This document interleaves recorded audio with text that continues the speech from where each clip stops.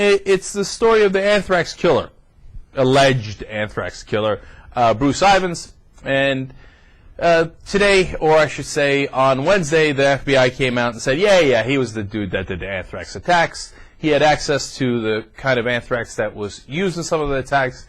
Now, people say some parts of this story are not exactly jiving. How did he mail it from Princeton?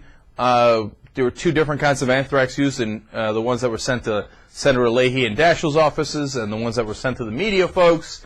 Did he really have access to all that? And the FBI admits that they have a lot of circumstantial evidence. But the circumstantial evidence is that this guy's a total psycho, right? Now, a lot of people who work with him don't believe it. Don't believe that he did this stuff or that they have good evidence on him. But that's what they always say. Like, if it turns out Jesus is a cold-eyed killer, we'd all say, oh, no, not Jesus. He's a lovely guy. What are you talking about? We work with him. And meanwhile, he's been sending, anthrax or lice or whatever. See? Look at this. See, I didn't even see it coming. Jerry, you got to watch your back.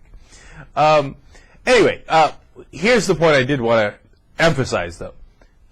They have a new theory as to why he sent it to Senator Leahy and Senator Daschle. The one theory that was out there that the FBI didn't acknowledge at all is those were the two guys that could have stopped the Patriot Act.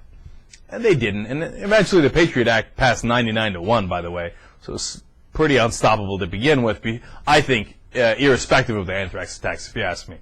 But the second theory is this guy turns out to be a pro-life nut. And he's Catholic, and Leahy and Daschle were Catholic politicians who were pro-choice. And apparently that angered him, according to the FBI, and you take it for what it's worth. And by the way, Senator Grassley wants to do an investigation of this just to make sure. Look at Senator Grassley, Republican from Iowa, all of a sudden doing all sorts of investigations that I kind of like. He's the one that was investigating the televangelist. And they got so mad at him that they banned him from going to the Republican convention because they took control of the Iowa Republican Party.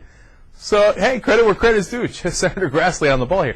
Anyway, so if this guy his motivation was pro-life and this right-wing politics, and that's why he sent it to these Democratic senators, and these anthrax attacks were clearly terrorist attacks. In fact, originally, the government was busy trying to link them to Iraq and say, I see Iraq, terrorism.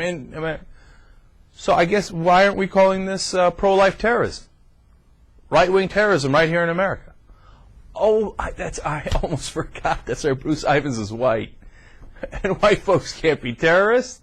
Even if they do anthrax, mailings. And not one story that I've seen regarding this anthrax has called Ivins or anyone that has ever been alleged to send the anthrax a terrorist. Now, if Bruce Ivins' name was Muhammad Abdul, do you think they would have called him a terrorist? Now, think about it for a second. No matter who you are, I don't care how Republican or how conservative you are, you know what I'm saying is true.